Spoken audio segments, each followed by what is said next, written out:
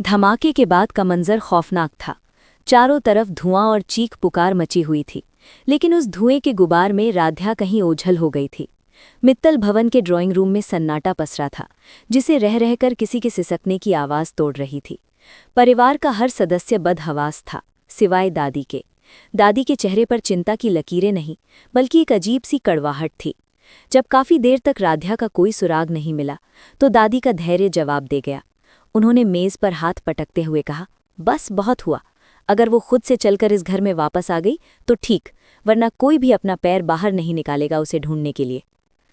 घर के बाकी लोग दादी की बेरुखी देखकर दंग रह गए। दादी यहीं नहीं रुकी।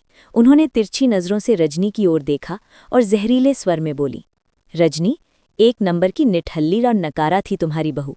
मुसीबत के वक्त साथ खड़ी होने के बजाय खुद गायब होकर तमाशा खड़ा कर दिया उसने। रजनी की आंखों से आंसू गिर रहे थे। वो अपनी सास की इन कड़वी बातों का जवाब देने की स्थिति में नहीं थी, लेकिन तभी प्रथम के सब्र का बांध टूट गया। उसने झपट्टा मारकर रजनी के हाथ से पानी का ग्लास लिया और उसे पूरी ताकत से जमीन पर पटक दिया। कांच के टुकड़े पूरे फर्श पर बिखर गए, ठीक वैसे ही जैसे प्रथम का संयम टूट चुका था।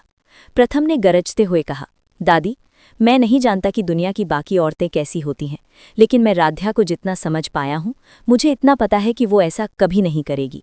वो भागने वालों में से नहीं है। प्रथम की आवाज़ में राध्या के लिए जो विश्वास था, उसने एक पल के लिए कमरे में सन्नाटा ला दिया।